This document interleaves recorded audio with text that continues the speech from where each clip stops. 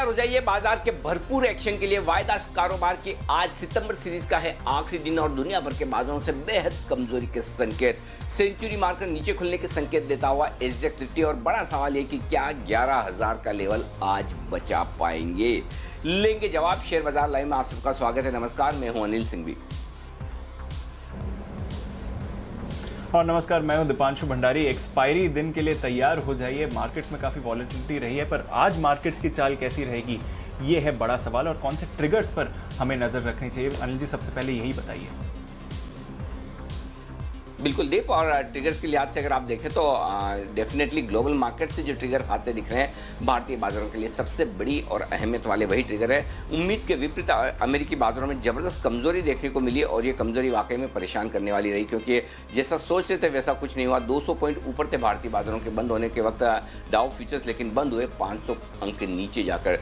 3 दिनों से लगातार एफआईएस की बिकवाली का दबाव है और हम लगातार 2 दिनों से ये कह रहे हैं कि ऊपरी स्तरों पर टिकने में मुश्किल सबसे बड़ी जो है वो एफआईएस की बिकवाली के प्रेशर की वजह से। लेकिन एक्सपर्ट्स उम्मीद कर रहे हैं, ब्रोकर्स उम्मीद कर रहे हैं कि 11,000 के नीचे शायद एक्सपायरी ना हो। 11,000 11,100 ये बेस्ट केस सिनेरियो हो सकता है। निफ्टी में आज भारतीय इंफ्राटेल और जी एंटरटेनमेंट का आखिरी दिन है और कल से डिवीज लैब और एसबीआई लाइफ की होगी एंट्री। तो ये है आज के कुछ बड़े ट्रिगर्स जिन पर आपको रखनी है नजर। बिल्कुल अनिल जी, और इन सभी ट्रिगर्स के बारे में चर्चा भी करेंगे सर। मार्केट की चाल कैसी रहेगी आज के एक्सपायरी के दिन, उस पर भी आपकी राय जाननी ज़रूरी है।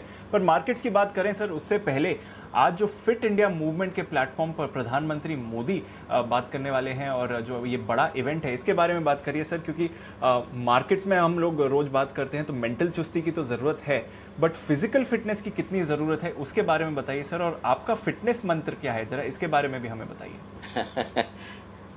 दीप, कोई खास फिटनेस मंत्र नहीं है। थोड़ा सा अच्छा खाएं आप और थोड़ी सी अच्छी हेल्दी लाइफस्टाइल जिएं तो बस आराम से काम हो जाता है। और अच्छी बात यह कि पिछले साल जो फिट इंडिया मूवमेंट शुरू हुआ और 2 साल पहले तो उसको और आगे बढ़ाते हुए दिखेंगे और आज पूरा देश फिट रहने का संकल्प लेगा। सबसे बढ़िया बात यह है दीप कि आप है ना 24 घंटे में से अगर कुछ समय अपने हेल्थ के लिए निकाल पाएँ तो ये बड़ा ज़बरदस्त रहता है। क्योंकि एक्चुअली होता क्या है कि अगर आपकी बॉडी फिट है तो आपका माइंड फिट रहेगा और आपका माइंड फिट रहेगा तो आपकी एफिशिएंसी और आपका काम करने का जो एक आउटपुट है वो काफ़ी ज़्यादा बढ़ जाता है। तो मेरा ये समझना है कि लोग वेल्थ के चक्कर में हेल्थ को दांव पर लगा देते हैं। हेल्थ पहले ज़रूरी है और हेल्थ है तो वेल्थ आएगी भी, और अगर वेल्थ आ गई और हेल्थ नहीं है तो आप वेल्थ को एंजॉय भी नहीं कर सकते। तो फिट रहना मेंटली और फिजिकली दोनों तरह से बहुत ज़रूरी है। और फाइनेंशियली भी फिट रहने के लिए तो हम हमेशा प्रयास करें, तो उसकी चिंता आप हम पर छोड़ दें। लेकिन मेंटली और फिजिकली फिट रहने के लिए आपको अपने आप काम करना है। मेंटली भी हम आपको काफ़ी हद तक फिट रख सकते हैं कि शो देखें, हल्के फुल्के क्षणों के साथ आप मस्ती मजाक के साथ एंजॉय कर सकते हैं। कुछ हमने हल्के फुल्के प्रोग्राम इसीलिए किए हैं कि स्ट्रेस वाला स्टॉक मार्केट होता है, लोगों को ये लगता है कि हम बड़े मुश्किल में, तो इसलिए आपको हल्के फुल्के क्षण मिलने चाहिए। लेकिन हाँ, जो आपकी फिजिकल फिटनेस है वो तो दीप है ना खुद को ही करना पड़ता है। अगर ये काम अगर दूसरे पर डाल सकते तो मेरे ख्याल से दुनिया के जितने करोड़पति अरबपति लोग हैं वो कभी जिम नहीं जाते, कभी दौड़ नहीं लगाते, कभी कसरत नहीं करते। तो फिजिकल फिटनेस का काम दूसरों पर डाला नहीं जा सकता, ये हमें और आपको ही करना है। तो मैं सारे दर्शकों से ये निवेदन करूँगा, आह्वान करूँगा कि आज के दिन संकल्प लें, थोड़ा ही समय जितना आपको ठीक लगे, आइडियली दिन का 1 घंटा निकालें अपनी हेल्थ के लिए। आपको जो पसंद हो, आपको साइकिलिंग पसंद है साइकिलिंग करें, आपको भागना पसंद हो भागें, वॉक करें, योगा करें, जो आपको ठीक लगे। जिम जाना पसंद है जिम जाएं। कई सारे यंगस्टर्स हैं ना, बढ़िया लाउड म्यूजिक लगाकर कान पर वो ईयरफोन्स लगाकर जिम करना पसंद करते हैं। आपको जो पसंद है करें, लेकिन हिले डुले, सिर्फ हमारी तरह दिन भर कुर्सी पर ना बैठे रहें। और कुछ ऐसा एक्टिविटी आपकी होनी चाहिए लाइफ में जो आपको फिजिकल मूवमेंट देती रहे, वो करते रहेंगे तो आप लंबी नींद खेलेंगे, स्टॉक मार्केट की भी, लाइफ की भी। तो आइए आप हम सब मिलकर संकल्प लें। और दोपहर में आज प्रधानमंत्री भी इस मूवमेंट पर बातचीत करेंगे। आप सबके चहेते, हमारे चहेते विराट कोहली और कई सारे बड़े ऐसे फिटनेस फ्रीक होंगे जिनसे हम आज प्रेरणा लेने की कोशिश करेंगे। तो आज के दिन शुरुआत भले ही संकेत भले ही खराब हो, लेकिन अच्छी चीज़ से शुरुआत होनी चाहिए। और वो अच्छी चीज़ ये है कि फिट रहने का संकल्प लें हम। दीप। 100% अनिल जी, फिट रहने का संकल्प लेना तो बहुत बहुत ज़रूरी है, और ऐसे बाजार में तो मेंटल फिटनेस के साथ साथ आपको अपनी फिजिकल फिटनेस पर भी ध्यान देना चाहिए। तो चलिए सर, वहाँ पर तो ज़रूर एक्शन देखने को मिलेगा भरपूर, पर बाजार की बात करें तो आज के सेटअप से पहले सर, जो एक स्टॉक जिसने पिछले 2 दिनों से हेडलाइंस को डोमिनेट करा हुआ है उसके बारे में ही बात करते हैं। जीएमएम फॉडलर फाइनली ओएफएस कल बंद हो गया, और यहाँ पर तो सर देखिए कि पूरा सब्सक्रिप्शन भी नहीं मिला। रिटेल में तो सिर्फ 66% ही सब्सक्राइब हुआ, तो ओएफएस फुली भी सब्सक्राइब नहीं हुआ है। हमने देखा है कि स्टॉक अपने हाई से तकरीबन 38% फिसल चुका है, और जैसे कि कल सौरभ मुखर्जी साहब भी बता रहे थे, इस बात पर आपने चर्चा भी करी थी। अब जो ये ओएफएस खत्म हो गया है और जो सारे टेकअवेज आए हैं, अब किस तरह से स्टॉक को देखना चाहिए सर? क्या अभी भी मार्केट में थोड़ा कंफ्यूजन है इसके आगे के प्रोग्रेस को लेकर? और इस समय इन्वेस्टर्स जिनका पैसा ऑलरेडी है स्टॉक में, उन्हें क्या करना चाहिए? अगर फिर से निचला सर्किट लग गया तो फिर और परेशानी हो जाएगी। देखिए दीप, इसमें मैं इस स्पेसिफिक केस से एक जनरल इन्वेस्टर अवेयरनेस की तरफ जाना चाहता हूँ। जीएमएम फॉडलर पहला और आखिरी केस नहीं है जहाँ पर रिटेल इन्वेस्टर्स को लगा कि हमें ठगा गया या हमारा बिना मतलब नुकसान हो गया। हमारे यहाँ एक्सपर्ट्स जिनके पोर्टफोलियो में ये शेयर है, हमने हर बार ये माना कि ये कंपनी बहुत अच्छी है, और कंपनी वाकई में अच्छी है, इस कंपनी के अच्छे होने पर कोई सवाल नहीं है। लेकिन जैसे कल आपने देखा होगा 3:30 बजे मैं सौरभ मुखर्जी साहब से भी बात कर रहा था, जाने माने फंड मैनेजर है, और बहुत बहुत अच्छे फंड मैनेजर, मैं उनका बड़ा आदर भी करता हूं, और उनका ये कहना भी था कि हमें थोड़ा अंदाज़ा था कि इस तरह का एक ऑफर फॉर सेल आएगा, डॉइश बैंक अपनी स्टेक बेचेगा। लेकिन अगर किसी को ये अंदाज़ा है कि डॉइश बैंक इतनी बड़ी स्टेक, या प्रोमोटर्स और डॉइश बैंक दोनों मिलकर इतनी बड़ी स्टेक इतने बड़े डिस्काउंट पर बेचेंगे, तो फिर कोई 6,500-7 हज़ार में, 6 हज़ार में, 5 हज़ार में शेयर क्यों रखेगा और क्यों लेगा?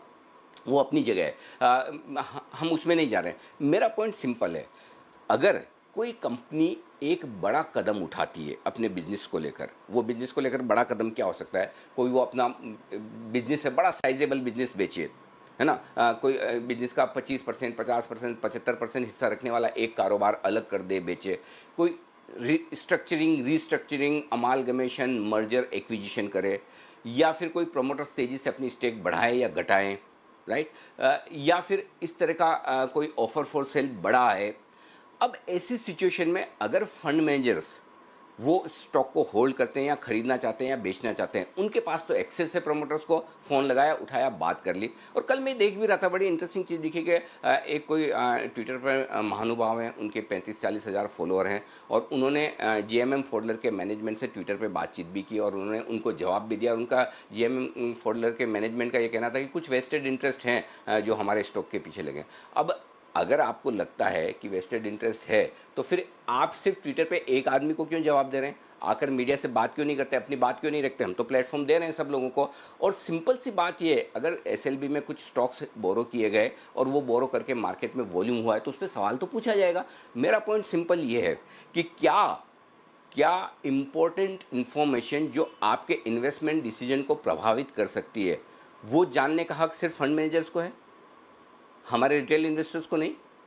आप देखिए क्यों रिटेल का हिस्सा नहीं भरा। अब आप मुझे पूछेंगे कि क्या जीएमएम फॉडलर के ऑफर फॉर सेल में पैसा लगाना चाहिए, तो मेरे पास उसका कोई ओपिनियन नहीं। क्यों? अरे 7,000 वाला स्टॉक 3,500 पे ऑफर फॉर सेल आ रहा है, इसका मतलब क्या? क्यों प्रमोटर इतनी हिस्सेदारी एकदम बेच कर जा रहे हैं? क्यों डॉइश बैंक निकल रहा है? क्या उनका आगे कंपनी को लेकर प्रमोटर्स का क्या आउटलुक है? फंड मैनेजर शायद फ़ोन करके पूछ सकते हैं, लेकिन रिटेल इन्वेस्टर के पास तो वो है नहीं। अच्छा, शेयर है उसका, रखूं या ना रखूं, और लूँ या ना लूँ, अगर 5,500-6 हज़ार में लिया तो क्या मैं ऑफर फॉर सेल में एवरेज करूं? ये ढेर सारे सवाल है रिटेल इन्वेस्टर्स के, इनके जवाब कौन देगा और कहाँ मिलेंगे? और मैं सिर्फ एक केस की बात नहीं कर रहा हूँ, ऐसा 50 कंपनियों के केस में होता है जहाँ कंपनी ने बड़ा बिजनेस बेच दिया, 80% उनका मार्केट कैप का कैश आ गया, अब बताते ही नहीं कि उसका क्या करने वाले हैं। कैश पड़ा है, जब मर्जी आएगी जब करेंगे। अगर कोई बड़े एक्विजिशन, बड़े मर्जर कर रहे हैं, उसके बारे में कोई जानकारी फंड मैनेजर से पूछ लेगा। मेरा पॉइंट सिंपल है, क्या फंड मैनेजर ही इस मार्केट के लिए इंपॉर्टेंट है? रिटेल की कोई जरूरत नहीं, तो फिर मना कर दीजिए रिटेल इन्वेस्टर को कि रिटेल इन्वेस्टर शेयर खरीदे बेचे ना, चला लें फंड मैनेजर से पूरा मार्केट। मेरा पॉइंट बहुत साफ है, जो इन्फॉर्मेशन अगर फंड मैनेजर्स को मिल सकती है तो वो इन्फॉर्मेशन रिटेल इन्वेस्टर्स को भी मिलनी ही चाहिए। और या तो आप आकर मीडिया में बात करें, और मैं बहुत साफ कहता हूं, कोई ज़रूरी नहीं कि कंपनियां आकर मीडिया में बात करें। मीडिया ट्रायल करने की कहीं कोई ज़रूरत नहीं, किसी भी केस में हो, चाहे वो जनरल न्यूज़ चैनल्स हो, चाहे बिजनेस चैनल्स हो। मेरा पॉइंट बहुत सिंपल है, अगर कोई आप बड़ा डेवलपमेंट करने जा रहे हैं तो क्या ये कंपनी की जवाबदारी नहीं बनती, क्या कंपनी के टॉप मैनेजमेंट की जिम्मेदारी नहीं बनती कि वो सब इन्वेस्टर्स को एक समान दृष्टि से देखे?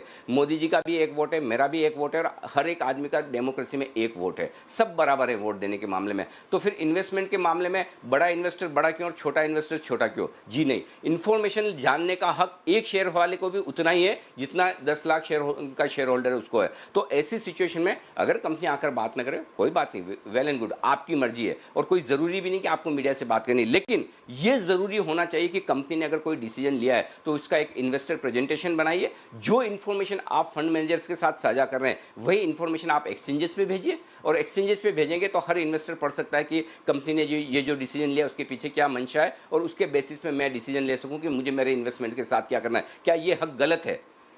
क्या रिटेल इन्वेस्टर को ये जानने का हक नहीं? तो मेरा बहुत साफ कहना है कि अब वक्त आ गया है जब एक्सचेंजेस को, सेबी को ये मैकेनिज्म बनाना चाहिए। मेरी सेबी चेयरमैन साहब से, त्यागी साहब से दरख्वास्त है, सर प्लीज़ इस बारे में देखिए, सोचिए।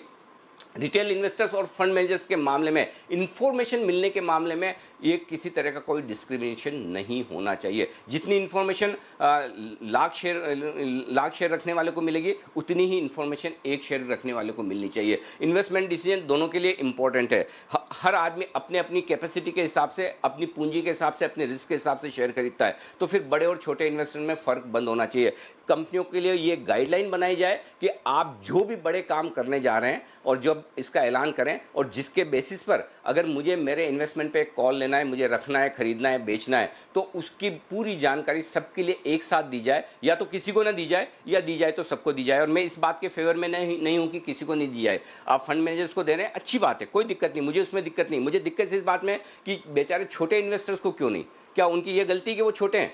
जी नहीं। तो इसलिए मेरा ये कहना है कि आप प्लीज़ अब रूल्स को बदलिए, और रूल्स को इस तरह से बदलिए कि जब भी कोई बड़ा काम किसी कंपनी का हो रहा हो, बड़ा मर्जर एक्विजिशन हो रहा हो, बड़ी रिस्ट्रक्चरिंग हो रही हो, किसी कंपनी ने बड़ा कारोबार बेचा और पैसा आ रहा हो, तो पता तो चले कि इस पैसे का वो क्या करने वाले हैं, कब डिविडेंड देंगे, नए बिजनेसेस में लगाएंगे, अपने कुछ और प्लान्स हैं। अल्टीमेटली जब तक रिटेल इन्वेस्टर्स को आप नॉलेज के साथ एम्पावर नहीं करेंगे, वो अपने इन्वेस्टमेंट डिसीजन नहीं दे पाएगा। और बड़ी बात नहीं दीप कि अगर 3300-3500 रुपये पर बॉटम बनाकर स्टॉक वापस 6000 हो जाए, कंपनी अच्छी है, जीएमएम फोल्डर कंपनी बढ़िया है, और तब रिटेल इन्वेस्टर्स ठगासा महसूस करेंगे, हमें तो पता ही नहीं था कि ले ही नहीं ले। अनिल जी आपने भी नहीं बताया, किसी एक्सपर्ट ने, खुद मैं कुणाल जी को पूछा था जिनके पोर्टफोलियो में स्टॉक है, नहीं बता पा रहे हैं कि क्या करना चाहिए, क्योंकि पता ही नहीं है। तो मेरा पॉइंट सिंपल यही है दीप कि अब ये वक्त आ गया है कि जब कंपनियों की ये जवाबदेही तय की जाए, प्रोमोटर्स की ये जवाबदेही तय की जाए कि जब आप कोई बड़ा काम कर रहे हैं, बड़ी चीज़ आप अपनी पर्सनल शेयर होल्डिंग को लेकर कर रहे हैं या कंपनी के कारोबार को लेकर कर रहे हैं, तो इसका एक इन्वेस्टर प्रेजेंटेशन जो आमतौर पर सारी कंपनियां बनाती है, लेकिन वो मिलता कुछ ही लोगों को है, वो आप सबको दें और सब इन्वेस्टर्स उसको देख सकें, समझ सकें, और ट्रांसपेरेंसी है। फिर उसके बाद आपकी कोई जवाबदारी नहीं कि अगर उसके बेसिस पे मैंने उसको जैसा समझा मैं खरीदूं या बेचूं शेयर, वो फिर मेरा कॉल है, मेरा इन्वेस्टमेंट डिसीजन है, ये होना बहुत ज़रूरी है। तो मैं किसी कंपनी या किसी फंड मैनेजर के अगेंस्ट में बात नहीं कर रहा, लेकिन मैं इस बात की ओर इशारा कर रहा हूँ कि रिटेल इन्वेस्टर्स के हक की बात उठाएगा कौन, और अगर रिटेल इन्वेस्टर्स को भी किसी भी कंपनी के बारे में इंफॉर्मेशन जानने का उतना ही हक है जितना किसी एक फंड मैनेजर को या बड़े इन्वेस्टर को, सब बराबर होने चाहिए। ये बिल्कुल साफ है, और इसके लिए हम दरख्वास्त करते हैं रेगुलेटर से, एक्सचेंजेस से, कि इस नियम को बनाया जाए। नहीं तो होता है कि कोई इन्फॉर्मेशन चलती है, कोई खबर आती है, उसके बेसिस पे एक्सचेंजेस इन्फॉर्मेशन मांगते हैं कंपनी से, कंपनी एक जवाब दे देती है कि हम इसका खंडन करते हैं या नहीं करते हैं, या खबर स्पेकुलेशन है, जो भी है। क्यों नहीं, जो इन्फॉर्मेशन पब्लिक डोमेन में आप दे रहे हैं उसे सार्वजनिक की जाए और उसे सबको बराबर तरीके से दी जाए, सबको एक ही समय पर दी जाए। ऐसा ना हो कि फंड मैनेजर्स को 15 दिन पहले पता चले और रिटेल इन्वेस्टर्स को सब कुछ हो जाने के बाद। जब आप सबको दे रहे हैं एक साथ दें, जो इन्फॉर्मेशन दे रहे हैं सबको दें। बस ये मेरी 2 मांग है दीप। बिल्कुल सर, और आशा है कि यहाँ पर एक्सचेंजेस और सेबी की तरफ से एक्शन भी आएगा। नियम, डिस्क्लोजर नियम है और सख्त करने चाहिए, और ये सारी इन्फॉर्मेशन पब्लिक डोमेन में होनी चाहिए ताकि सभी इन्वेस्टर्स इसके ऊपर अपना व्यू बना सकें सर। तो आशा करते हैं कि वहाँ पर एक्शन आएगा। जीएमएम फोल्डर एक बार फिर से आज स्टॉक भी एक्शन में रहेगा, 2 दिन के लोअर सर्किट के बाद देखते हैं कि आज यहाँ पर कैसी बड़ी तकलीफ होती है। जी सर, बड़ी तकलीफ होती है, और मैं ये दिल से कह रहा हूँ कि जब है ना लोग ट्वीट करते हैं, आपको कहते हैं कि सर 5,000 में ले लिया, 5,500 में ले लिया, 6,000 में ले लिया, भारी नुकसान हो रहा है।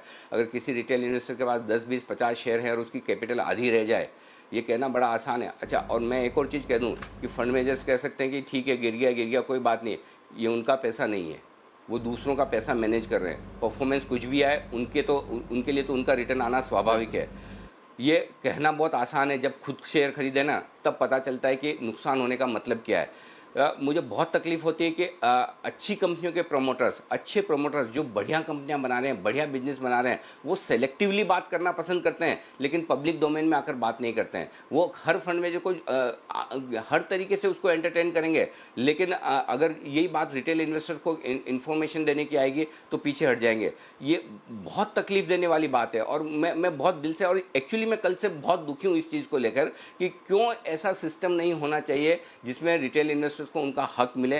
तो ये प्लीज़ अब बहुत ज़रूरी है। एक्सचेंजेस और सेबी से मेरी बहुत हाथ जोड़कर रिक्वेस्ट है, आप रेगुलेटर्स हैं, प्लीज़ इस बारे में देखिए, सोचिए, और रिटेल इन्वेस्टर्स को एक सही इन्वेस्टमेंट डिसीजन लेने में जो मदद मिल सके उसके लिए जानकारी दीजिए। और कल से मैं वाकई में बड़ा तकलीफ में हूँ, क्योंकि इतने सारे ट्वीट मैंने देखे हैं, लोग 5,000, 6,000 सब। अब और सबसे बड़ी बात ये कि हम उनको जवाब भी नहीं दे पा रहे कि आपको करना क्या चाहिए।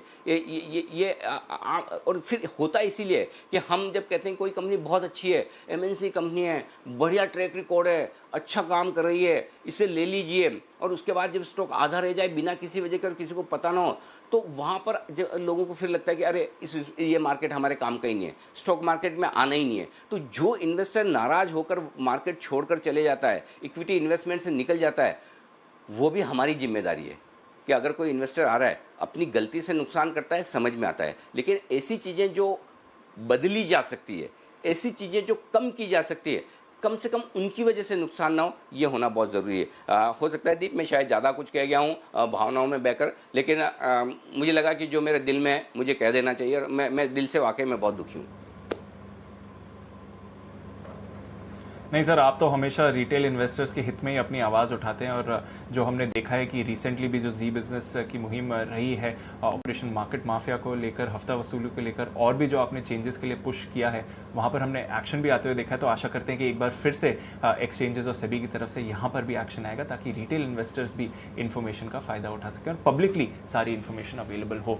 तो चलिए सर, ये तो एक बड़ी बात रहेगी, और आज भी देखेंगे जीएमएम फॉडलर पर किस तरह का एक्शन रहता है। पर इसके अलावा सर, जो ये ग्लोबल बुखार फैला हुआ है इस समय, और हम देख रहे हैं कि जिस तरह से अमेरिकी बाजारों में भारी गिरावट आ रही है, नैस्डैक वापस करेक्शन जोन में आ गया, इससे कितनी चिंता हो रही है सर? क्योंकि लगातार इसका इंपैक्ट मार्केट्स पर भारी असर से देखने को मिल रहा है। देखिए, इसमें कोई डाउट नहीं कि दीप, ग्लोबल मार्केट्स में जो कल कुछ हुआ, इसका अंदाज़ा नहीं था, कम से कम मुझे तो नहीं था, मैं बहुत साफ कह रहा हूँ। और कल इसीलिए हमने कहा कि शॉर्ट काट लीजिए, जो कि एक गलत कॉल था शॉर्ट काट लेने का, क्योंकि डाउ फ्यूचर्स 200 पॉइंट ऊपर दिख रहे थे और अच्छे सपोर्ट लेवल पर नज़र आ रहे थे। तो और सामने आपके पास 11,000 का इंटरेस्ट अहम सपोर्ट था।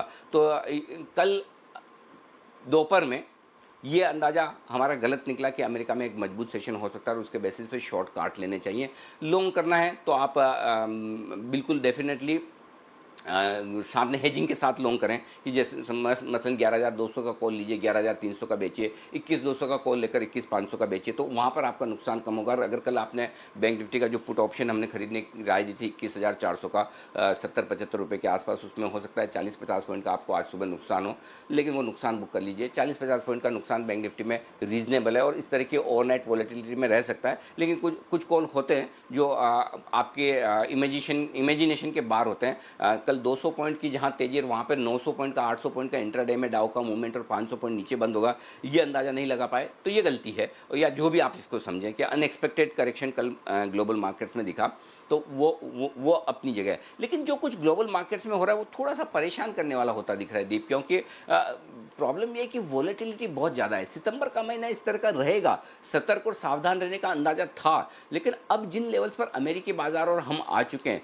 ये बड़े क्रूशियल मेक और ब्रेक हैं। कि 11,000 के नीचे अगर निफ्टी ट्रेड करना शुरू करे सितंबर सीरीज में, या कल से अक्टूबर सीरीज की शुरुआत होगी उसके बाद, या नैस्डैक फिर से एक बार करेक्शन जोन में जा रहा है दूसरी बार, तो दूसरी बार फिर से करेक्शन जोन में जाना ये थोड़ा सा रिस्की है। तो मुझे लगता है कि थोड़ा सा ग्लोबल मार्केट्स की रिस्क बढ़ती हुई दिख रही है, और ये रिस्क सिर्फ इक्विटी की नहीं बढ़ रही है। आप देखिए सोने चांदी में जिस तरह की तेज़ गिरावट हुई, अगर भाई सब डर है तो फिर सोना चांदी क्यों गिर रहे हैं? लेकिन पॉइंट वही है कि लिक्विडिटी से जब तेज़ी बनती है ना दीप, तो वो है ना सब जगह बनती है।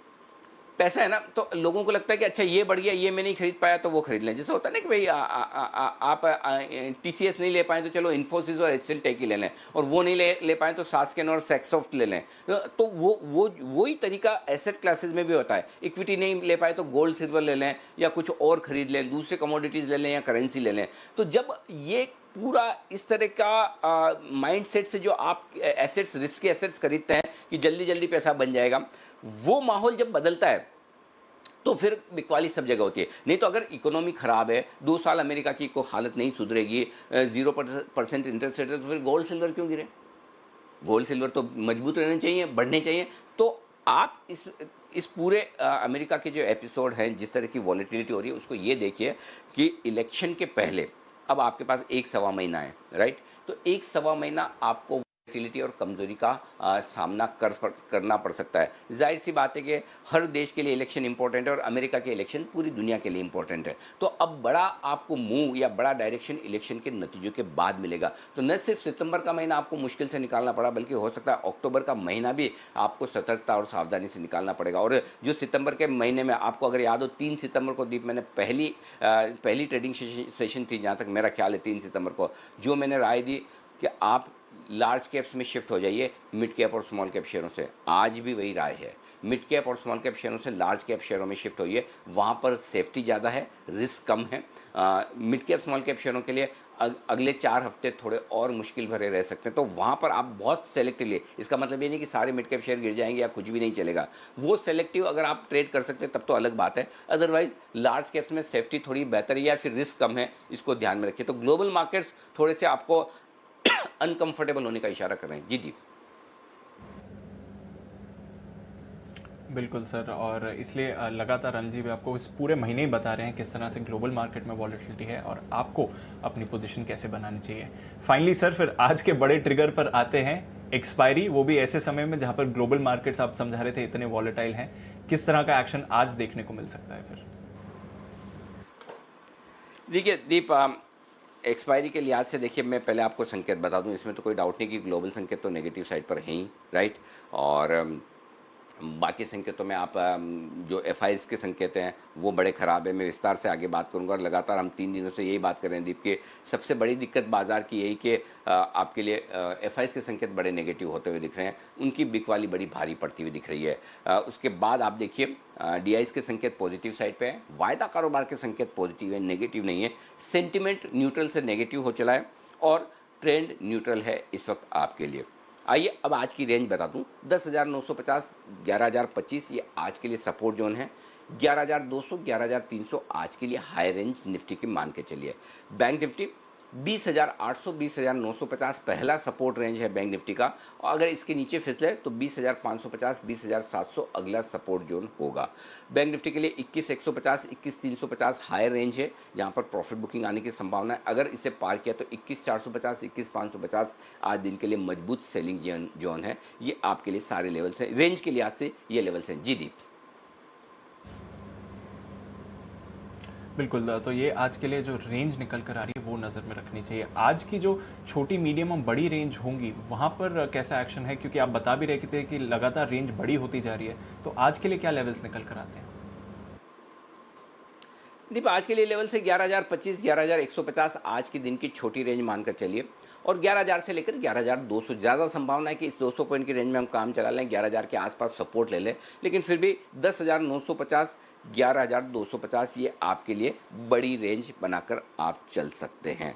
ये आज के लिए निफ्टी की रेंज हुई। मुझे लगता है कि 10,950, 11,000 सपोर्ट के तौर पर काम करना चाहिए, लेकिन अगर गलती से उसके नीचे गए तो फिर 10,800, 10,825 तक की रिस्क खुलती है। 125 पॉइंट, 100 पॉइंट की रिस्क और नीचे की तरफ खुलती हुई दिखेगी।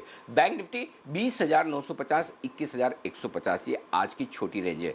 20,800, 21,300 ये आज की मीडियम रेंज होगी, और 20,650 से 21,450 आज की बड़ी रेंज पर आप ये बैंक निफ्टी पर फोकस कर सकते हैं। ये आपके लिए रेंज है। अब जिस बड़े ट्रिगर की मैं बात कर रहा था कि मैं आपसे विस्तार से मैं बात करूंगा, वो मैं यही कर लेना चाहता हूं दीप, और वो है एफआईज के आंकड़े। देखिए सितंबर महीने में हमने सीरीज की शुरुआत की थी, लगभग 76 या 78%, एग्जैक्टली मुझे याद नहीं है, लेकिन 76 या 78% एफआईज की नेट लॉन्ग पोजीशन थी इंडेक्स में। वहाँ से हमने शुरुआत की और आज सीरीज का आखिरी दिन है तो एफआईज की net long position lowest level पर है, आज 50% पर आ गई। यानी कि इस सीरीज में एफआईज ने अपनी लॉन्ग पोजीशन को 25-26% या 28% से कम किया है। इससे आप समझिए कि पूरी सीरीज में एफआईज ने किस तरह से दमदार बिकवाली की है, और ये तब किया है जब ग्लोबल मार्केट्स करेक्शन देना शुरू कर चुके हैं। क्या इसका मतलब ये है कि एफआईज ये मानते हैं कि ग्लोबल मार्केट्स के मुकाबले में हमें इंडिया के मार्केट उतने अट्रैक्टिव नहीं लगते हैं, या यहाँ बिकवाली करना ज़्यादा ठीक है, हमारा मूड माहौल ठीक है, फंड्स खरीद रहे हैं? इस बीच में जो मल्टी कैप फंड्स के रीएलोकेशन को लेकर बात आई, उससे थोड़ी मिड कैप शेयरों में और तेजी अनएक्सपेक्टेड बन गई, लेकिन उसमें भी सप्लाई हुई है। सो पॉइंट ये है कि जब बड़े इन्वेस्टर्स एफआईज खरीद नहीं रहे हैं, और इस सीरीज में आपने एक और चीज़ नोटिस की हो तो वो ये है कि दीप के कुछ चुनिंदा दो चार दिन छोड़ दे आप, तो घरेलू फंड ने भी खरीदने का मन नहीं बनाया है। तो इस पूरी सीरीज में जो खरीदने का मन बनाया ना, वो उन लोगों ने बनाया कि जो मिस कर चुके थे बस कि भाई हम ले नहीं पाए, या फिर हम थोड़ा और ज़्यादा खरीदना चाहते थे। तो वो एचएनआई इन्वेस्टर्स कम ऑपरेटर्स, जिसे आप जो भी कह दें, वाइट कॉलर एचएनआई इन्वेस्टर्स, जिन्हें जो कंपनी के मैनेजमेंट को अच्छे से जानते पहचानते हैं, ब्लॉक्स खरीदते बेचते हैं, लेने के बाद उसको अच्छे से मार्केट करेंगे मार्केट में कि हमने ये खरीदा है देखिए, और उनके नाम ब्लॉक डील्स में आते हैं और फिर लोग उन्हें फॉलो करते हैं। वो एचएनआई इन्वेस्टर, उनकी जो बड़ी खरीदारी हुई या फिर खरीदारी हुई पीएमएसएस में, पीएमएस के आंकड़े इनमें आपको नज़र नहीं आते। तो ये जो खरीदारी हुई इसमें बड़े इन्वेस्टर्स से मेरा मतलब ये कि एफआईज और घरेलू फंड ने बिकवाली की, और यही सबसे बड़ी दिक्कत। और पिछले 3 दिनों से अगर मैं लगातार ऊपरी स्तरों पर सावधान कर रहा हूँ लोगों को, तो इसी वजह से कर रहा हूँ कि एफआईज के आंकड़े खराब होते दिख रहे हैं। जब तक एफआईज की खरीदारी होती दिख रही थी, आप 11,500 11,600 के आसपास थे, और जैसे ही एफआईज ने हाथ खींचा, आप देखिए वहाँ से 500-600 पॉइंट आप ऐसे फिसल गए कि पता ही नहीं चला। तो एफआईज की बिकवाली इस वक्त सबसे बड़ी ट्रिगर है बाजार के लिए, और जब तक इन आंकड़ों में रुकावट थमती नहीं है या फिर ये आंकड़े वापस रिवर्स होना शुरू नहीं करते, तब तक बाजार के लिए मुश्किल रहेगी ऊपरी स्तरों पर टिकने के। मैं ये नहीं कह रहा कि बाजार एकदम फिसल जाएगा, गिर जाएगा और बिल्कुल ही मतलब वापस रिकवर नहीं हो सकता, जी नहीं। इस सीरीज के साथ कल से कुछ चीज़ें और बदलेगी भी, हो सकता है बिकवाली का दबाव भी कम हो, वो पॉसिबिलिटी है, लेकिन ऊपर टिक पाना ये चैलेंजिंग है। और ये चैलेंजिंग इसीलिए है कि एफआईज के आंकड़े बिकवाली की तरफ ज़्यादा बढ़ते हुए दिख रहे हैं। कल के भी आंकड़े में आपकी इजाज़त हो तो यहीं पर रख दूँ, 3,900 करोड़ की कैश मार्केट में बिकवाली, माय गॉड। हमें तो कल 2,076 करोड़ की बिकवाली का आंकड़ा ही बड़ा दिख रहा था, यहाँ तो आज 3,900 करोड़ की बिकवाली का आंकड़ा आ गया। फिर 587 करोड़ के उन्होंने इंडेक्स फ्यूचर्स बेचे, ये और बिकवाली। हाँ, 1,322 करोड़ के थोड़े स्टॉक्स खरीदे। अभी इन आंकड़ों के बड़े होने की वजह हम ये भी मान सकते हैं कि एक्सपायरी के ठीक पहले, एक दिन पहले तो थोड़े आंकड़े बढ़ जाते हैं, होता है, लेकिन फिर भी बड़े तो बड़े ही है ना। और सामने आप देखिए 1,958 करोड़ की जो इंडेक्स ऑप्शंस खरीदे हैं, उनमें भी हुआ क्या है, इंडेक्स ऑप्शन में पूरी की पूरी मैक्सिमम खरीदारी पुट्स में हुई, यानी कि ये भी मंदी वाला। इंडेक्स जो 587 करोड़ के आपको दिख रही बिकवाली, उसमें इंडेक्स शॉर्ट भी किए हैं और तेजी की पोजीशन भी कम की है, तो दोनों तरीके से दबाव है। तो आंकड़े खराब है, ये आपके लिए साफ तौर पर नज़र आ रहा है दीप। तो इस पर आपको ध्यान रखना है कि ये जब तक इन आंकड़ों में रुकावट या बदलाव ना हो, तब तक हमारे लिए चिंताएं रहेगी। जी दीप। बिल्कुल अनिल जी, और हम देख रहे हैं कि एक्सपायरी वाले दिन एफआईएस के आंकड़े तो एटलीस्ट बहुत खराब है उनकी पोजीशन को भी लेकर, क्योंकि सर एक्सपायरी है तो जो 1.03 पर पीसीआर है, यहाँ से कुछ संकेत लेने चाहिए, या फिर विक्स में भी जो कल वॉलेटाइल मार्केट में 2% गिरावट हुई है, यहाँ से कुछ समझना चाहिए? नहीं, देखिए पीसीआर मेरे लिए पॉजिटिव है और मुझे ये बहुत अच्छा लग रहा है। देखिए 11,000 का highest open interest, oversold put call ratio, expiry का दिन, मेरा ये समझना है कि 11,000 का लेवल होल्ड होना चाहिए। देखिए बोल्ड कॉल है, 11,001 एससीएक्स निफ्टी दिख रहा है, मेरे हिसाब से 11 होल्ड होने का मतलब क्या है, दो चीज़। पहली चीज़, 11,000 के नीचे हम क्लोज ना हो, इसकी संभावनाएं बनती है। अब ग्लोबली और ज़्यादा कमज़ोर हो जाएं फिर तो अलग बात है, फिर 10,800 का रास्ता खुलता हुआ दिखता है। लेकिन मैं खबर या ग्लोबल मार्केट्स पे टिप्पणी नहीं कर रहा हूँ। मैं अभी जो आपको कहने जा रहा हूँ वो सिर्फ और सिर्फ डेटा के बेसिस पे कहने जा रहा हूँ, और डेटा के बेसिस पे ये दिखता है कि 11,000 क्लोजिंग बेसिस पर होल्ड होना चाहिए। और इंट्राडे में एक आध बार अगर आप 11,000 के नीचे फिसल भी जाएँ, 10,950 या ऐसा कुछ लेवल आ जाए, तो संभावना ये कि वहाँ से आप पुल बैक कर सकते हैं। तो मेरा ये समझना है 10,950 11,000 या तो शॉर्ट काटने के लिए अच्छा लेवल है, या फिर अगर आपकी शॉर्ट है तो आप स्टॉप लॉस ट्रेल करते चलें, जो कि आपका 11,100 का हो जाना चाहिए, उसके बाद या 11,125 का हो जाना चाहिए। तो इन लेवल्स के आसपास मुझे ऐसा लगता है कि बाजार सपोर्ट लेना चाहिए, क्योंकि put call ratio over sold है। अब इसमें दिक्कत एक ही है कि put call ratio over sold दो वजह से होता है। एक तो ये कि अगर आपने पुट राइटिंग ज़्यादा की, और एक ये कि कॉल राइटिंग ज़्यादा की हो। तो अगर आपने पुट ज़्यादा खरीदे हों और उस लिहाज से अगर आपने put call ratio over sold हुआ है, तब तो बहुत अच्छी बात नहीं। लेकिन कॉल राइटिंग काफ़ी हुई है और उस वजह से हुआ है, इसका मतलब थोड़े शॉर्ट्स तो हैं बाजार में। अब वो अलग बात है कि इनको शॉर्ट्स कवर करने की कोई जल्दबाजी नहीं है। आप देखिए 11,100, 150, 11,200, 250 दबाकर कल कॉल राइटिंग हुई है, तो ऊपर के लेवल में दमदार शॉर्ट्स बने हैं कॉल्स में, और वो मजबूत शॉर्ट्स मान सकते हैं गैप डाउन ओपनिंग के बाद। तो मेरा ये समझना है कि अगर 11,000 होल्ड करते हैं तो ठीक है, आप जितने कमज़ोर है उतने ही है, लेकिन 11,000 के नीचे फिसलने के बाद है ना, मूड खराब हो जाता है। कमजोरी पॉइंट 100 सवा 100 का पॉइंट का बात नहीं है। बात ये कि आप 11,000 के नीचे आते हैं वो 10,000 वाली फीलिंग आने लगती है, और 11,000 के ऊपर आते हैं थोड़ी फीलिंग बेहतर हो जाएगी, चलो 11,000 तो है ना। तो इसलिए मनोवैज्ञानिक स्तर बड़ा है, 1,000 पॉइंट का वो लेवल वाला है, तो इसलिए 11,000 होल्ड होके रहे तो वो ज़्यादा बेहतर होगा। विक्स थोड़ा सा कम हुआ है, ठीक है, वहाँ पर कोई खास दिक्कत वाली बात नहीं। जी दीप। बिल्कुल अनिल जी, तो नज़र रखते हैं और आशा करते हैं कि ये जो 11,000 का स्तर है ये मार्केट होल्ड भी कर ले। पर फिर पोजीशंस की बात करें सर, जिनकी कैरी फॉरवर्ड हुई हैं पोजीशंस लॉन्ग और शॉर्ट, उन्हें क्या ध्यान में रखना चाहिए? देखिए, आपकी पोजीशन इंट्राडे में स्टॉप लॉस 10,950 का रखिए, क्लोजिंग बेसिस पर 11,000 का ये आपकी पोजीशन पर होना चाहिए। बैंक निफ्टी पर इंट्राडे का स्टॉप लॉस 20,800 का रखिए, और क्लोजिंग बेसिस पर 21,000 का ये आपके लिए। 21,000 के नीचे खुले तो एक बार आप अपनी लॉन्ग पोजीशन को काट लें। 11,000 के नीचे खुले, 10,950 के नीचे इंट्राडे में जाए तो आप लॉन्ग पोजीशन को काट लें। शॉर्ट पोजीशन जिनकी है उनके लिए एक ही स्टॉप लॉस है, 11,250 इंट्राडे और क्लोजिंग बेसिस पर, और जिनकी शॉर्ट पोजीशन बैंक निफ्टी में वो 21,500 के ऊपर स्टॉप लॉस रखें। जो लोग फ्रेश खरीदारी करना चाहते हैं वो एक चांस ले सकते हैं 10,950, 11,025 की रेंज में, और 10,800 का स्टॉप लॉस। मैं स्टॉप लॉस जानबूझ के दूर दे रहा हूँ, क्योंकि 10,800, 10,850 तक एक बार झटके में कभी आ सकता है, वहाँ आया तो खरीदारी होगी, इसलिए मैं जानबूझ के स्टॉप लॉस आपको लंबा दूर का दे रहा हूँ। 10,800 का, 11,075, 11,125 और 11,200, ये दो टारगेट के लिए बैंक निफ्टी में आपको करनी है खरीदारी। जो लोग शॉर्ट करना चाहते हैं, अगर उछाल मिले तो बहुत बढ़िया, 11,200, 11,300 की रेंज में तो बहुत अच्छा, और तब आपको 11,350 के स्टॉप लॉस से बेचना चाहिए, 11,150, 11,100 और 11,025। लेकिन अगर वैसा नहीं करना है तो 11,200 के स्टॉप लॉस से आप बिकवाली कर सकते हैं। 11,000, 10,950 क्योंकि उसके आसपास ही खुल रहे हैं, इसलिए मैंने लेवल्स इस तरह से देखिए, अगर उछाल मिले तो 11,200 से बिकवाली करने के बारे में सोचें। जो बैंक निफ्टी में नई पोजीशन बनाना चाहते हैं, अब दीप इसमें दो चीज़ है, एक तो 20,800, 20,850 के आसपास भी खरीदारी का मौका बनता है, लेकिन अगर चूंकि आज नई बिकवाली के संकेत आते दिख रहे हैं तो देखते हैं। बहुत एग्रेसिव ट्रेडर हैं तो 20,800 के आसपास आप खरीदें 50 पॉइंट के रिस्क के साथ, नहीं तो जो अच्छी रेंज है खरीदारी करने की वो 20,550 से 20,700 की निकल कर आती है। 20,450 आपका स्टॉप लॉस होगा, और ऊपर के टारगेट जो आपके लिए बनेंगे वो बनेंगे 20,800, 950 और 21,150 के। बैंक निफ्टी जो बेचना चाहते हैं वो 21,400 के स्टॉप लॉस से बेच दीजिए। 20,950, 20,825, 20,700, 20,650 तक के टारगेट के लिए बैंक निफ्टी में आपको करनी चाहिए बिकवाली। और 3 स्टॉक दीप आज आपके लिए बैंक से बाहर निकले हैं।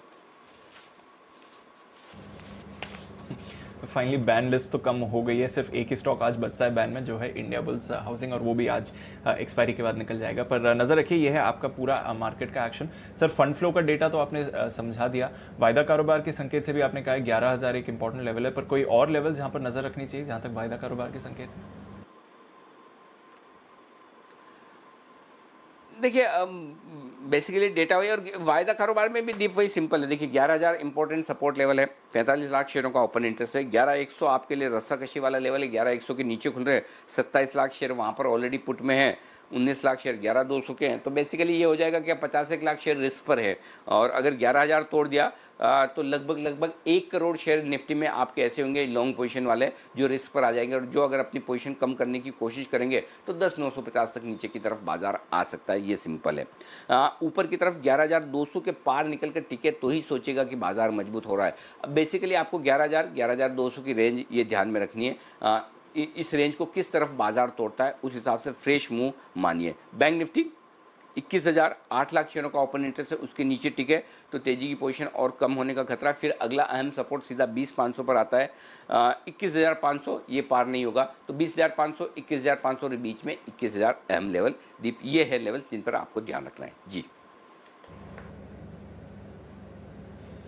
ओके तो ये है आपके लिए इंपॉर्टेंट लेवल्स और आज के पूरे संकेत एक्सपायरी के लिए आपको तैयार कर दिया है अनिल जी ने। इस तरह से आपको पोजीशन करनी चाहिए। चलिए अब जान लेते हैं कौन से स्टॉक्स पर आपको आज नजर रखनी चाहिए और साथ ही ब्रोकरेजेस का क्या कहना है। कुशल, पूजा और आशीष हमारे साथ तैयार हैं। कुशल गुड मॉर्निंग, आपसे शुरुआत करते हैं। बताइए आज के ट्रिगर्स और खबरों वाले स्टॉक्स कौन से हैं।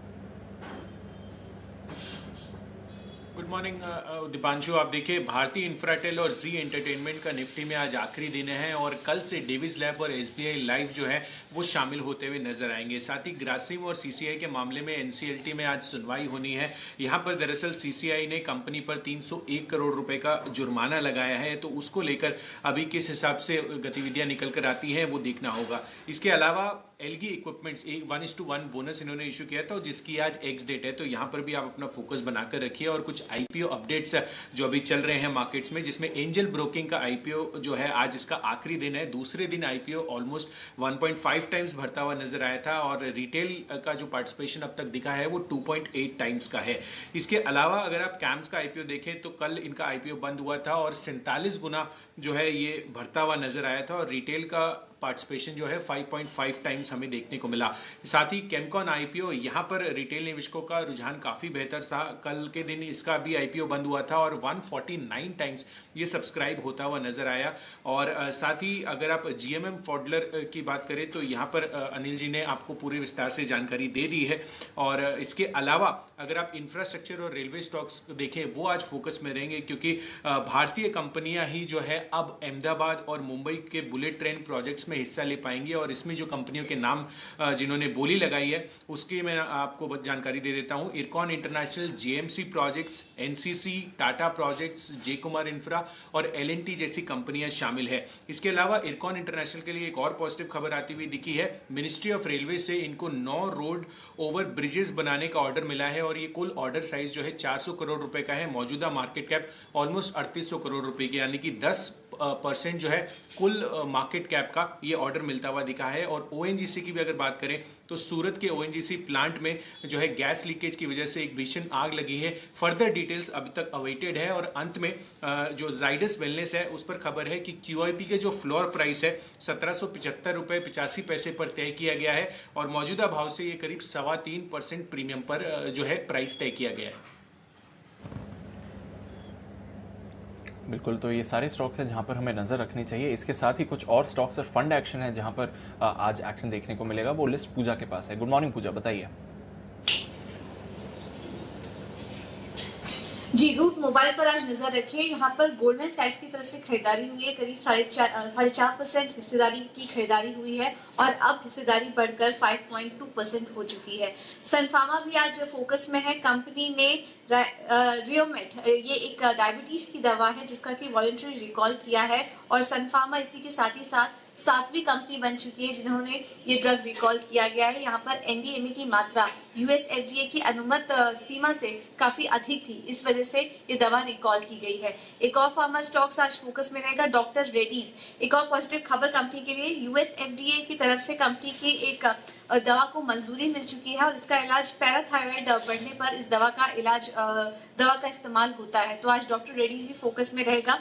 कोल इंडिया पर भी नजर रखिए। कंपनी करीब 5,900 करोड़ का निवेश करेगी, हैवी मशीनरी और कॉन्ट्रैक्ट्स खरीदेगी इसमें। और हम आपको बता दें कि इससे कंपनी की क्षमता में भी विस्तार होगा और आने वाले समय में प्रोडक्शन को भी बढ़ावा देगी कंपनी। तो कोल इंडिया पर नजर रखिए क्योंकि एक बड़ा निवेश यहाँ पर कंपनी की तरफ से होता हुआ दिखाई दे रहा है। क्रॉम्पटन कंज्यूमर इलेक्ट्रिकल्स, यहाँ पर भी खबर आई है कि प्रमोटर की तरफ से करीब 17% हिस्सेदारी गिरवी रखी गई है नोमुरा और डुइश बैंक के पास, जिसके जरिए कंपनी ने करीब करीब 14 करोड़ डॉलर जुटा लिए, यानी कि करीब करीब 70 करोड़ रुपए जुटाए हैं कंपनी ने। इसके अलावा कुछ फंड एक्शन भी देखने को मिले हैं। टाटा केमिकल्स और टाटा पावर मोटर्स की बात करें तो टाटा सन्स की तरफ से यहाँ पर खरीदारी देखी गई है। टाटा केमिकल्स में टाटा सन ने करीब 22 लाख शेयर्स खरीदे हैं और ये जो हिस्सेदारी बैठती है 0.87% बैठती है। और टाटा मोटर्स में भी खरीदारी की है। टाटा सन ने करीब करीब 37 लाख शेयर्स की 0.74% हिस्सेदारी यहाँ पर खरीदी गई है टाटा सन्स की तरफ से। इसके अलावा महिंद्रा CIE ऑटोमोटिव में भी एक फंड एक्शन हुआ है। यहाँ पर स्पेन की एक फंड हाउस है जिन्होंने करीब करीब 80 लाख शेयर्स की खरीदारी की है 139 रुपए प्रति शेयर के भाव पर। और उसके सामने आदित्य बिरला सन लाइफ म्यूचुअल फंड ने बेची है करीब 76 लाख शेयर्स की बिकवाली की है 140 रुपए प्रति शेयर के भाव पर ये बिकवाली देखी गई है। कुछ प्रमोटर एक्शन भी हुए हैं। KPIT टेक की बात करें तो प्रमोटर ने 22 सितंबर को खरीदारी की है, 94,000 शेयर्स की खरीदारी यहाँ पर देखने को मिली है। और IIFL वेल्थ मैनेजमेंट ने भी प्रमोटर की तरफ से खरीदारी देखी गई है। 21 से 23 सितंबर के बीच करीब 1 लाख शेयर्स की खरीदारी प्रमोटर की तरफ से IIFL वेल्थ मैनेजमेंट में देखने को मिली। बिल्कुल, तो काफ़ी सारा फंड एक्शन हुआ है, प्रमोटर एक्शन है और खबरों पर भी काफ़ी सारे स्टॉक्स एक्ट करेंगे। आइए देखते हैं कि ब्रोकरेजेस के रेडार पर आज कौन से स्टॉक्स हैं FIR में।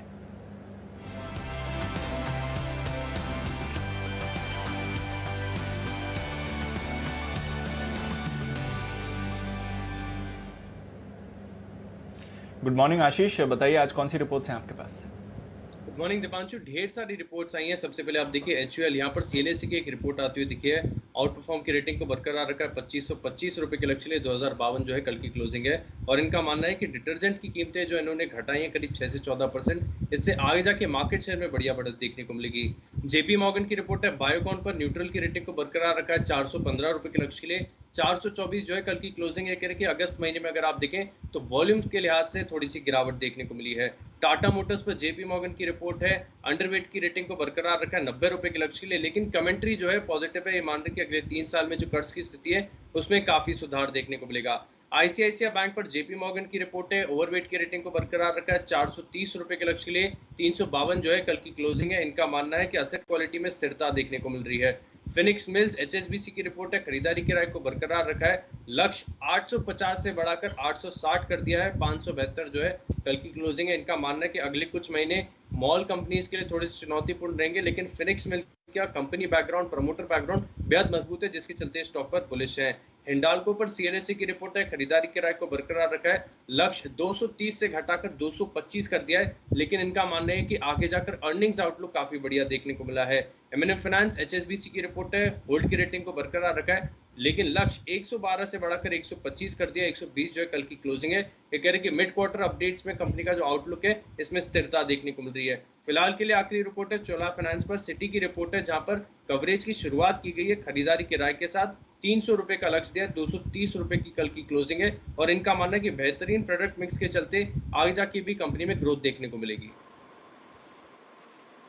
ओके, तो ये है वो तमाम रिपोर्ट जिन पर आज एक्शन दिखेगा जो आशीष ने आपके सामने रखी। आइए बढ़ाते हैं एक्शन को आगे। एक्सपर्ट्स हैं हमारे साथ जुड़ चुके हैं और स्वागत करते हैं सबका पिक ऑफ द डे के बिगुल के साथ।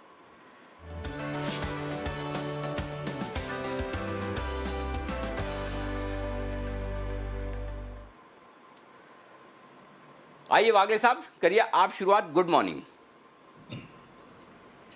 Anil ji, good morning. Deepanshu, good morning. मेरी सलाह है बाय करके चले। मॉर्निंग साहब। हालांकि थोड़ा सा सरप्राइजिंग है, मैं कल भी बेरिश था, अभी भी मेरा मानना है बॉटम नहीं हुआ है, लेकिन 11,000 एक स्ट्रॉन्ग सपोर्ट है और अगर हम वहां पर खुलते हैं तो वहां से एक अच्छा खासा बाउंस बैक आना चाहिए। कल पेज इंडस्ट्रीज हाईएस्ट पॉइंट पे बंद हुआ है, कल इंट्राडे में उसमें ब्रेकआउट आया है, तो जो स्ट्रॉन्ग स्टॉक्स है उसमें बाय करके चले। आज के गिरावट में आपको लोअर लेवल्स मिलेंगे, 19,375 का बंद है, मैं एक 100 रुपए की करेक्शन पे बाय करूंगा 19,300 19,200 ये रेंज में। 19,116 का मेरा स्टॉप लॉस होगा, तो आपकी रिस्क 1 से 1.5% में बैठेगी और मुझे लगता है ये अगले 2 से 3 दिनों में थोड़ा सा पोजिशनल है, ये 20,000 के पार स्टॉक जाना चाहिए। ये इसकी रेंज डिफाइन हुई है 18,000 और 21,000, मुझे लगता है ये नीचे से अभी ऊपर जाने के लिए तैयार है। 19,116 का स्टॉप लॉस, 20,100 का टारगेट, टाइम फ्रेम 2 से 3 दिन। ओके, तो मार्केट की मंदी में एसेंशियल कमोडिटीज़ की ज़रूरत बिल्कुल भी कम नहीं होगी, हो सकता है बढ़ती हुई नजर आए। वागले साहब की राय है पेज इंडस्ट्री में खरीदारी करने की, 19,200 19,300 के रेंज में खरीदिए, 19,116 का स्टॉप लॉस, 20,100 का टारगेट। कुणाल जी, सुप्रभात, बताएं सर आपका पिक ऑफ द डे।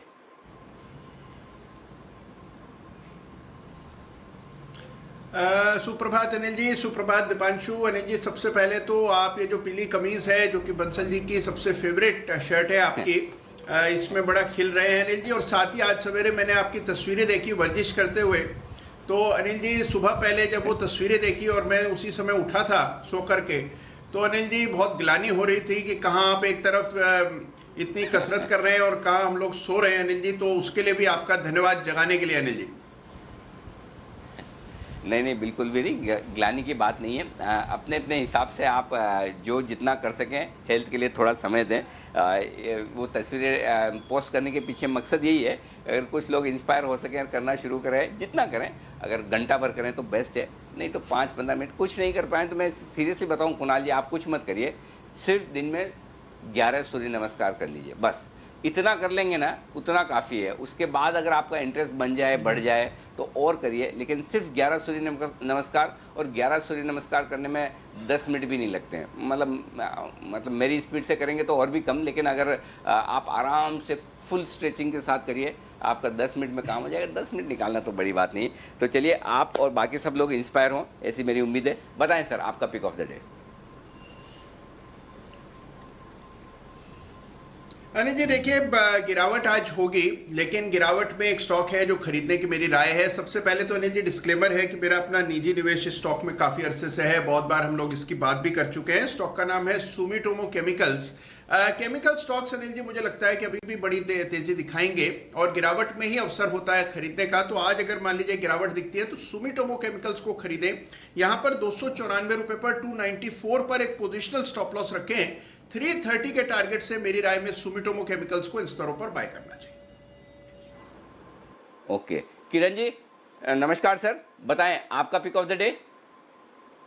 नमस्ते, वेरी गुड मॉर्निंग अनिल जी, दीप वेरी गुड मॉर्निंग। मेरा कल का ही सौदा है जो श्रीराम ट्रांसपोर्ट शॉर्ट करने के लिए कहा था। मेरा स्टॉप लॉस 622 का रहेगा। कैश लेवल्स की बात कर रहा हूँ और 580 585 ये टारगेट्स मान के चलने चाहिए। ओके, 580 585 तक के लिए श्रीराम ट्रांसपोर्ट में बिकवाली करने की राय है किरण जी की तरफ से। सुमित जी नमस्कार सर, बताइए आपका क्या इरादा है, खरीदेंगे या बेचेंगे? नमस्कार अनिल जी, नमस्कार, गुड मॉर्निंग। अनिल जी बिकवाली करेंगे। मेरे को लगता है अभी और पेन बाकी है, अभी और थोड़ा सा गिरावट मार्केट्स में देखने को मिलेगा। रिवर्सल का वेट करूंगा मैं, जब तक कोई खास रिवर्सल या रेजिस्टेंस लेवल नहीं टूटता तब तक सेल साइड में रहना ही बेटर होगा हमारी तरफ से। तो हमको यहाँ पे लगता है एचडीएफसी में यहाँ से गिरावट देखने को मिलेगी। चैनल ब्रेकडाउन का जस्ट अभी शुरुआत ही हुआ है, तो एचडीएफसी में यहाँ से एक अच्छा फॉल देखने को मिलना चाहिए। नीचे में 1620-1600 रुपए तक के लेवल एचडीएफसी में देखने को मिल सकते हैं। 1670 के आसपास का क्लोजिंग है। स्टॉक के अंदर मार्केट खुलने के साथ बिकवाली करके चलने का सलाह रहेगा, जिसमें स्टॉप लॉस ऊपर में रहेगा 1690 से 1700 के आसपास, यानी 1700 का स्टॉप लॉस लगा के अगर बेच के इसमें होल्ड करें, नीचे में 1620-1600 तक के लेवल एचडीएफसी में जल्दी देखने को मिलने चाहिए। मुझे ऐसा लगता है अब तो है ना एचडीएफसी का स्टॉक भी देखता होगा कि मैं कैसे कैसे करके है ना सुमित जी के रडार पर ना हूँ। सुमित जी फाइनल टारगेट बता दीजिए, जिस हिसाब से आप लगातार पिछले शुक्रवार से एचडीएफसी को स्टॉक को धो रहे हैं और लगातार नहीं, क्या फाइनल बड़ा टारगेट क्या दिखता है सुमित जी? अनिल जी मानना पड़ेगा आपके वर्डिंग्स को। अनिल जी देखिए, जो ये चैनल है मैं इसको थोड़ा सा डिटेल में बताता हूँ। इस चैनल का जो रेंज है करीब 150 से 200 रुपए का रेंज है, उस चैनल का ब्रेकआउट आया है। तो चैनल का जो रेजिस्टेंस है 1700-1710 के ऊपर है और उसका जो ऊपरी छोर था वो 1940 के आसपास था। 200 से 250 पॉइंट का fall logically as per technicals इस स्टॉक का बनना चाहिए, जो कि नीचे में आएगा 1490 से 1500 के आसपास। तो ये एक बार बहुत बड़े टारगेट है। मैं इतने बड़े टारगेट्स की बात नहीं करूंगा, लेकिन लॉजिकली इस पैटर्न का टारगेट उतना दिखता है। ठीक बात है, तो ये है आपके लिए एचडीएफसी लिमिटेड पर राय। आइए Bansal ji, good morning sir, बताइए आपका क्या इरादा है, आज क्या करेंगे? सुप्रभात अनिल जी, सुप्रभात दीपांशु। पहले तो अनिल जी देखिए, बड़ा भय का माहौल है और इस सुबह सुबह इस माहौल के अंदर आपकी वो योगा करती हुई अनिल जी जो फोटोज है ना जी, उसको देख के मेरा तो हीमोग्लोबिन बढ़ा है। तो जितने व्यूअर्स अनिल जी जिनको थोड़ी सी भी घबराहट हो रही है और चीयरफुल होना चाहते हैं, तो उन तस्वीरों को देख लें। तो अनिल जी, हर आदमी ट्विटर पे नहीं है, जब भी आपको समय लगे तो टीवी पे भी वो तस्वीर दिखा सकते हैं। बड़ी कमाल की अनिल जी वो योगा की फोटोज हैं, और जो योगा आपने करा अनिल जी अपने बेटे के साथ अनिल जी, वो इजी नहीं है बैलेंसिंग वगैरह करना।